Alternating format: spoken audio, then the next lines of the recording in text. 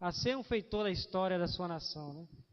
E para ser feitor dessa história, nós precisamos pregar libertação. E é sobre isso que nós vamos pensar hoje. Assentados mesmos, eu quero convidá-los a abrir as suas Bíblias no segundo livro de Reis, capítulo 7.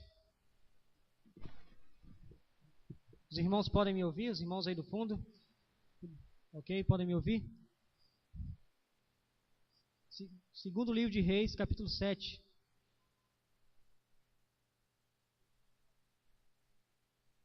Segundo Reis, capítulo 7, verso 9.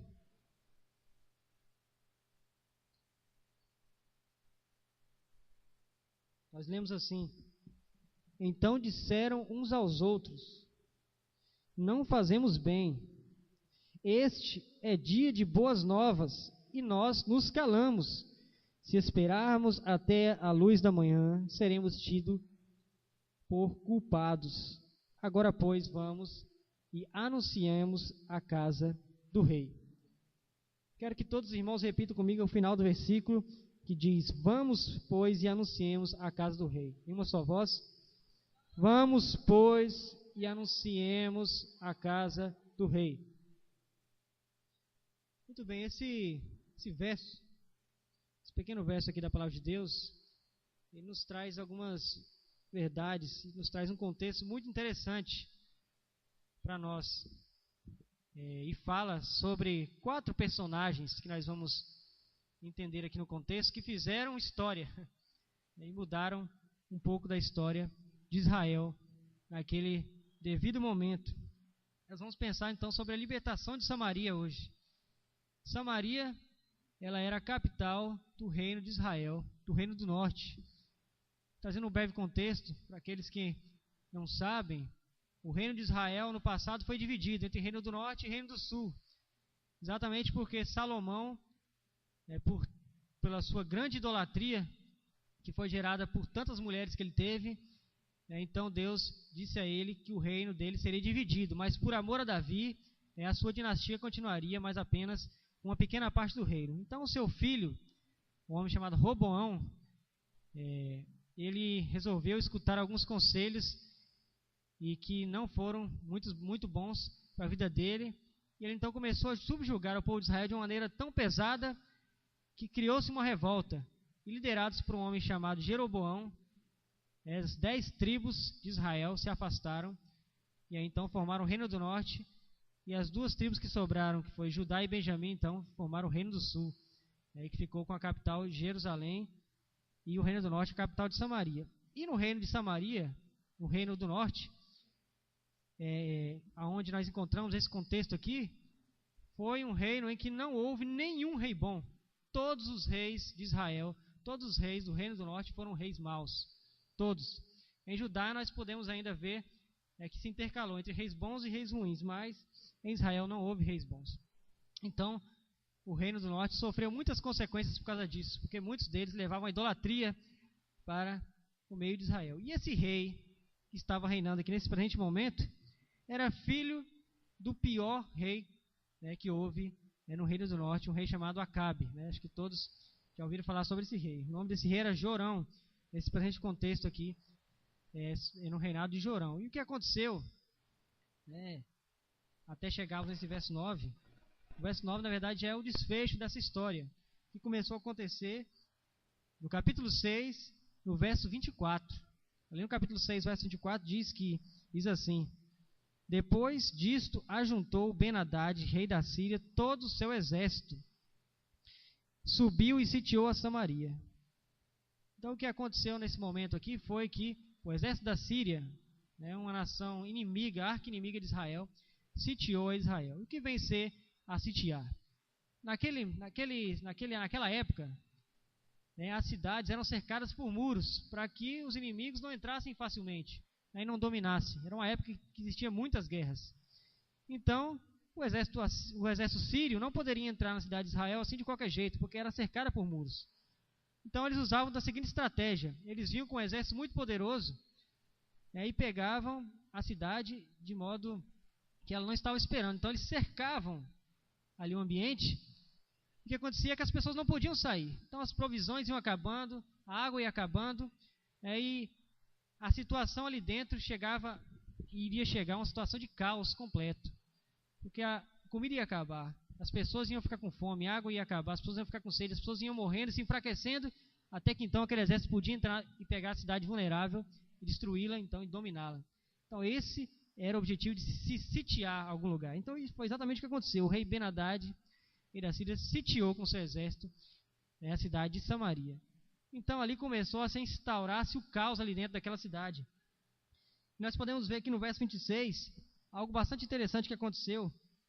Diz assim no verso 26, passando o rei de Israel pelo muro, gritou-lhe uma mulher, acode-me, ó rei, meu senhor. Ele lhe disse, se o Senhor não te acode, de onde acudirei eu?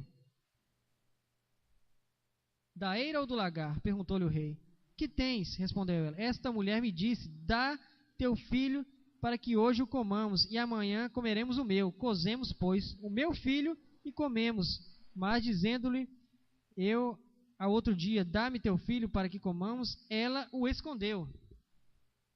A situação era de um caos completo. E ainda no verso 25, a palavra de Deus diz que houve grande fome em Samaria, e eis que a sitiaram, a ponto de se vender a cabeça de um jumento por 80 ciclos de prata, e um pouco de esterco de pombas por 5 ciclos de prata. O que estava acontecendo ali, que eles estavam comprando uma cabeça de jumento por 80 peças de prata. Imagina você dar 80 peças de prata, que é um tesouro valioso, por uma cabeça de jumento. Em situação em que a mãe matava o próprio filho para poder comê-lo, porque a fome era tão grande, o desespero era tão grande ali dentro, que as pessoas não tinham mais o que fazer. É exatamente essa a intenção de se sitiar um lugar, deixar o povo vulnerável e desesperado, ao ponto que é só chegar ali dentro e dominar. E é exatamente assim que a gente se encontra com relação ao pecado.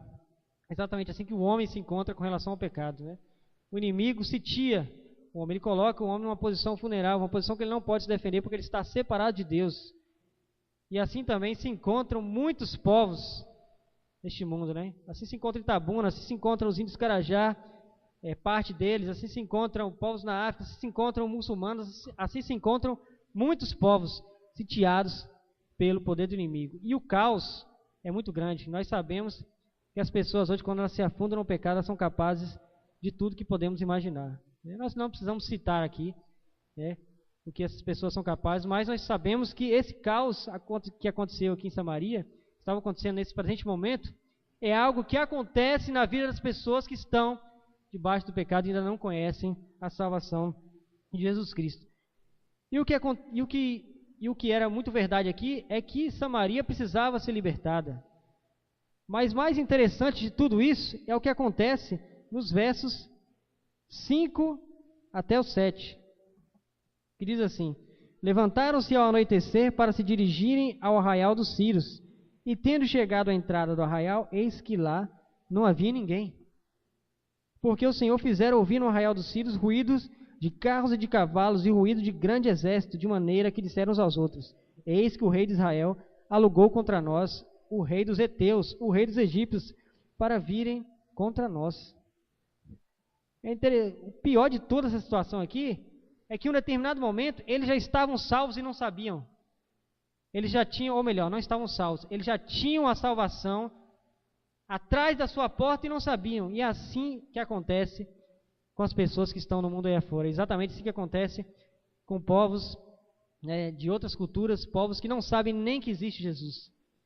É exatamente assim que acontece. Eles estão sitiados pelo poder do inimigo, mas mal sabem eles que existe solução. E o que aconteceu foi que Deus mandou, fez com que os sírios ouvissem ruídos de carros e de cavalos e pensassem que os egípcios tinham sido alugados por Israel e os heteus também para serem aliados a eles, para que tirassem o exército sírio dali. Eles ficaram apavorados e saíram dali, e largaram tudo ali. Não pegaram nada, largaram mantimentos, largaram roupas, largaram seus cavalos, suas armas, tudo ficou ali. Apenas fugiram, desesperados. Então Deus já havia operado salvação ali, mas o povo ainda estava ali dentro morrendo e desesperado, porque ninguém sabia. Ninguém sabia o que estava lá fora. E assim também acontece hoje, acontece no nosso contexto de vida. Mas, volto a dizer, Samaria precisava então ser libertada, pois estava perecendo. E o mundo hoje precisa ser liberto porque está perecendo. E muitos não sabem ainda que existe essa salvação. Então vamos entender o que é necessário, o que seria necessário naquela situação ali, para que houvesse essa libertação, né? E nós podemos ver nos versos 3 a 5 que é preciso um despertar. No verso 3 diz assim: 4 homens leprosos estavam à entrada da porta, os quais disseram uns aos outros: para que estaremos nós aqui sentados até morrermos? Se dissermos, entremos na cidade, há fome na cidade, e morremos lá. Se ficarmos sentados aqui, também morreremos. Vamos, pois, agora e demos conosco ao arraial dos Círios, e se nos deixem viver, viveremos. Se nos matarem, então somente morreremos. Então é aqui que entra na história 4 homens, 4 personagens que fizeram história, que mudaram um pouco da história de Israel. Eram 4 leprosos. E como os irmãos devem bem saber, naquela época os leprosos eles eram afastados, né, da comunidade, porque a lepra era uma doença sem cura e altamente contagiosa. Então todos aqueles que eram afastados, até na lei mosaica, na lei que Deus estabeleceu para Israel, ele ensinou assim que os leprosos teriam que ser afastados do arraial. E assim também, naquela situação, aqueles 4 leprosos tinham que ser afastados, para que eles não contaminassem, né, as pessoas que estavam lá dentro. Eles estavam ali jogados, eram pessoas ignoradas pela sociedade. E o que acontece é que no meio disso tudo aqui aconteceu uma ironia do destino, né? Enquanto antes de Samaria ser sitiada, né, eles seriam pessoas desprezíveis, agora eles seriam a solução para o problema. E eles então começam a refletir: nós estamos aqui parados. Se a gente ficar aqui parado, a gente vai morrer. Se a gente for até lá, a gente vai morrer do mesmo jeito. Então, é melhor que a gente vá até lá. Quem sabe a gente dá sorte, né, pensando assim, em que eles nos alimentem, né, que eles nos acolham. A gente tem que arriscar. Ficando aqui vamos morrer, indo até lá também podemos morrer. Então, devemos ir. Esses 4 leprosos então notaram que precisavam buscar a salvação. E o homem vive em busca de salvação também. Os 4 leprosos encontraram o arraial dos Círios vazios, mas cheios de fartura. Então houve um despertar no coração daqueles 4 homens, e eles foram então à busca, de salvação. Foram atrás, de salvação para suas vidas. Então quando o homem também encontra a salvação, ele passa a viver uma vida de fartura espiritual e tem a tendência de guardar para si essa fartura. Então houve despertar no coração deles, e eles encontraram aquela salvação. Isso acontece conosco também. Nós estamos lá no mundo, lá fora, e nós chegamos, em determinada época da nossa vida, à conclusão de que se ficarmos lá, nós vamos morrer. Se ficarmos lá, nós vamos perecer. Então nós corremos para alguma salvação. E aí de repente alguém nos fala de Cristo, e nós ouvimos de Cristo. Nós encontramos a salvação. Então, o que aconteceu foi exatamente isso com aqueles 4 leprosos. Eles se arriscaram para encontrar a salvação. Quando eles chegaram lá, a salvação estava para eles de braços abertos, né? E assim também acontece conosco. E ali eles viram todos aqueles despojos, viram as armas e principalmente as comidas, né? E se fartaram, foram enchendo as suas barrigas, foram se fartando, foram comendo, bebendo e se alegrando. É exatamente isso que acontece também quando nós recebemos a salvação, né? Nós vamos nos fartando dos banquetes espirituais, né? E aí esse despertar vai se apagando, vai morrendo, né? Nós começamos a esquecer, né, que precisamos anunciar essa libertação. Isso era o que estava acontecendo com eles. Então a palavra de Deus diz que eles chegaram ali, comeram e se fartaram. No verso 6 diz que, no verso 8 diz assim: chegando pois aqueles leprosos à entrada do arraial, entraram numa tenda e comeram e beberam e tomaram dali prata, ouro e vestes e se foram e os esconderam. Voltaram e entraram em outra tenda e dali também tomaram alguma coisa e esconderam. Essa citação final do verso 8 é muito interessante. Olha o que diz aqui: e dali tomaram alguma coisa e a esconderam. É exatamente o que acontece. Então eles foram entrando tenda após tenda ali, e foram comendo, e foram se fartando, e foram bebendo, e pegando alguma coisa, guardando algum tesouro para eles. É assim que acontece conosco também. Nós recebemos o dom da salvação, né? Nós somos despertados por Deus, somos despertados a buscar essa salvação, mas chega um momento que a gente começa a guardar para nós, né? Nós começamos então a esconder alguma coisa, como diz aqui, e essa coisa então é o dom precioso da salvação. Foi exatamente o que aqueles leprosos começaram a fazer. Eles estavam em uma situação e queriam morrer. Eram homens leprosos, estavam jogados, afastados pela sociedade. De repente, eles se encontram em uma situação totalmente contrária. Aí chegaram lá e viram, né, todo aquele arraial sírio vazio, né? Quem não ia querer se aproveitar daquilo, né? Nós estamos aqui, irmãos, enchendo a nossa barriga, né? Desculpe a expressão, mas enchendo a nossa pança aqui, né? Dos banquetes espirituais, né? E estamos cada dia tomando alguma coisa para si, se escondendo no nosso bolso, né? Enquanto Samaria está lá dentro morrendo e perecendo, né? E nem sabe que existe salvação lá fora. Enquanto pessoas estão lá dentro matando seus filhos, isso é uma realidade, isso a gente não precisa nem fazer uma aplicação, porque isso é uma realidade hoje. Nós estamos vendo os filhos matando pais, nós estamos vendo as pessoas em um caos muito semelhante e até pior do que a situação em Samaria. Mas para que, né, Samaria fosse liberta, não adiantava só que eles se despertassem, era preciso que eles agissem. Nós vamos ver que é preciso então, para que essa libertação, né, seja executada, é preciso que ela seja também anunciada. E é no verso 9, é o primeiro verso que nós lemos aqui, nessa mensagem, que nós vamos entender então que é preciso anunciar essa libertação. Verso 9 diz assim: então disseram uns aos outros, né? Eles começaram a chegar a uma conclusão: não fazemos bem, este é dia de boas novas, e nós nos calamos. Se esperarmos até a luz da manhã, seremos tidos por culpados. Agora, pois, vamos e anunciemos a casa do rei. Quero convidá-los mais uma vez a repetir comigo: agora, pois, vamos e anunciemos a casa do rei. Vamos, em uma só voz. Agora, pois, vamos e anunciemos a casa do rei. Acho que os irmãos podem falar de forma mais forte, né? Agora, pois. Muito bem, meus irmãos. Então, para que haja libertação, então é preciso que essa libertação seja anunciada. Eles começaram a sentir um peso nas suas consciências, né? Depois de tanto tempo ali se fartando, graças a Deus, algo chamou a atenção em suas mentes, né? Eles começaram a pensar: não, a gente não pode ficar aqui. O povo está lá dentro perecendo, nós vamos ser tidos por culpados. E eu posso dizer que também nós vamos ser tidos por culpados se continuarmos aqui enchendo as nossas barrigas nos banquetes espirituais, nos enchendo isso tudo e guardando alguma coisa, né, como diz aqui no verso 8. E eles começaram então a refletir sobre essa situação, começaram a ver que seriam tidos por culpados, ver que precisavam tomar uma atitude. E aí então eles dizem: nós não fazemos bem, porque isso é dia de boas novas, é dia de anunciar boas notícias, né? Boas novas mesmo que boas notícias, né? E eles então começaram a refletir sobre isso.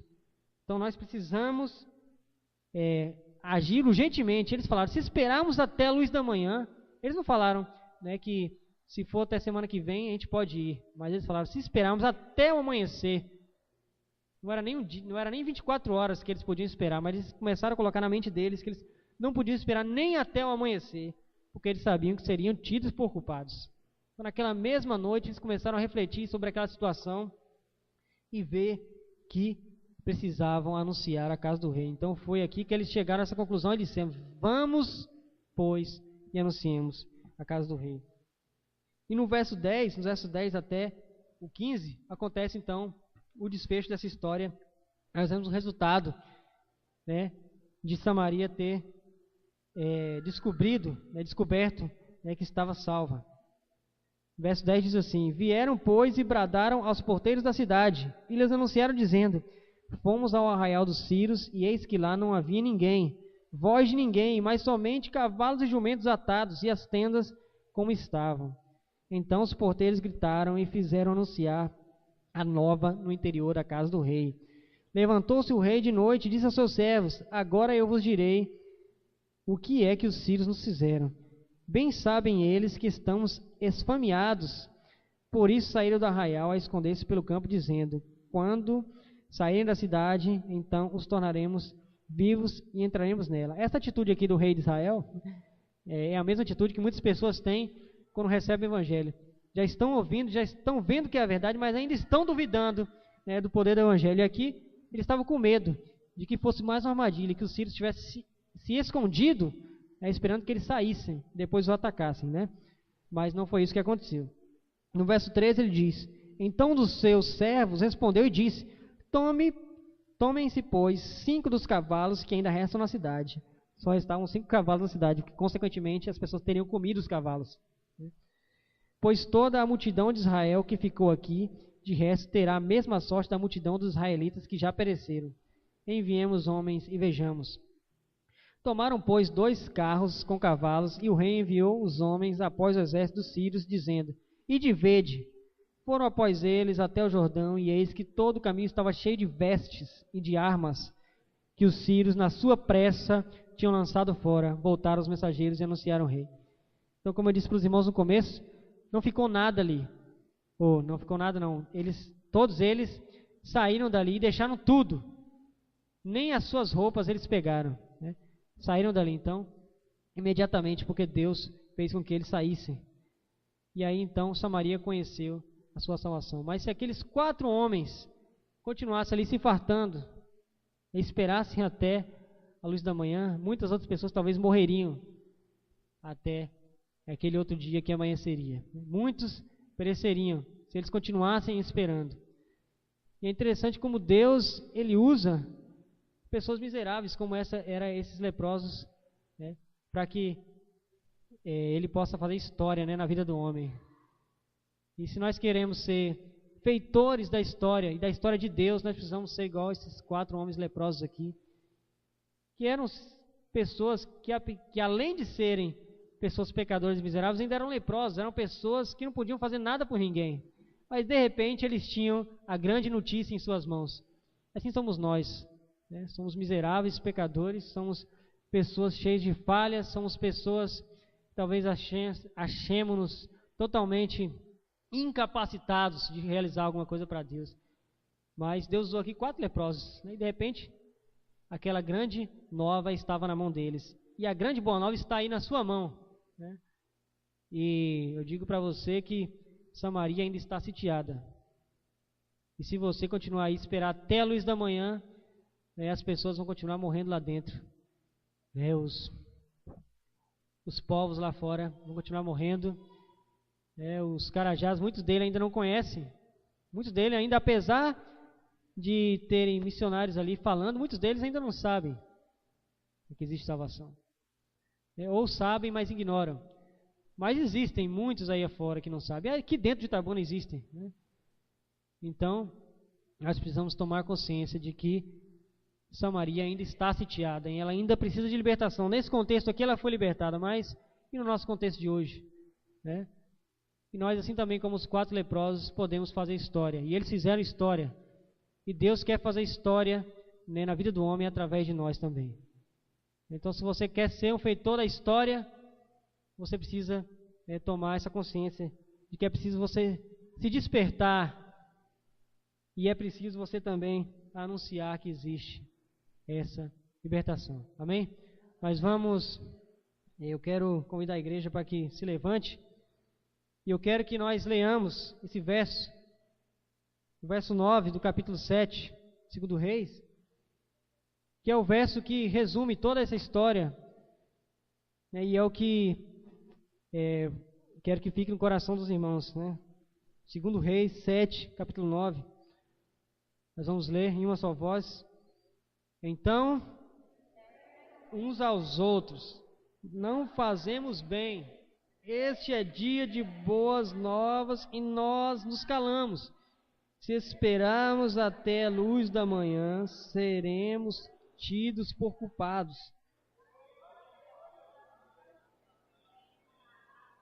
Mais uma vez, com todo vigor, agora, pois, vamos e anunciemos a casa do rei.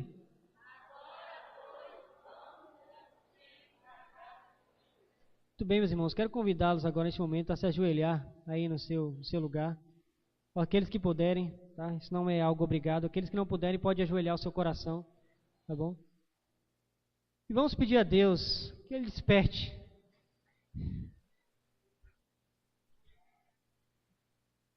Que Ele desperte nosso coração. Desperte nosso coração essa manhã. Anunciarmos, lembrarmos, mais uma vez, que Samaria ainda está sitiada. Possamos abrir mão Nesse momento eu quero que você pense aí, com você, pense no seu coração. Já está na hora da gente começar a abrir mão dos nossos direitos. Nós temos direito a muitas coisas, meus irmãos. Temos direito a termos uma boa vida. Deus nos deu muitos direitos. Deus nos deu direito a ser feliz. Ele nos deu vários direitos.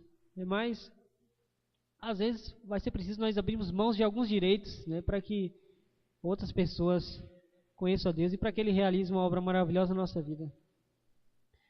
E eu quero deixar esse desafio para os irmãos nessa manhã. Os irmãos lembrem que além dessas fronteiras aqui, existe muita gente que não conhece ainda. Isso seja um desafio no coração de vocês, que isso comece a queimar no seu coração. Desde aqui de Itabuna já até os confins da terra. Que nós possamos pensar nessa manhã, né, que pessoas estão aí vendendo por nada o seu corpo, vendendo por nada a sua vida. Tem índios lá que estão matando seus próprios filhos para poder manipular algum espírito, para que a maldição não venha sobre ele. Nós possamos lembrar disso. Que isso incomode o nosso coração nessa manhã. Nosso Pai, nosso Deus, quero pedir nesse momento que o Senhor continue desafiando nosso coração através da sua palavra. E que a sua palavra seja o nosso maior desafio, Deus. Nós podemos ver vídeos aqui, podemos ver testemunhos, podemos ver muitas coisas. Mas se nós não formos desafiados pela tua palavra, não vai mudar em nada a nossa vida, meu Deus. Nós possamos lembrar que Samaria está vivendo um tremendo caos, Deus, nesse tempo atual, Deus. E nós estamos aqui sentados, enchendo a nossa barriga aqui com os banquetes espirituais. E as pessoas estão lá morrendo, meu Deus. Nos capacite em nome de Jesus. Peço misericórdia sobre nossas vidas. E que possamos lembrar que também somos igual aqueles 4 leprosos, Deus. Somos pessoas miseráveis, mas o Senhor tem misericórdia de nós e quer nos usar. Graças a Deus por isso. Em nome de Jesus eu te peço isso. Amém. A palavra está com o dirigente.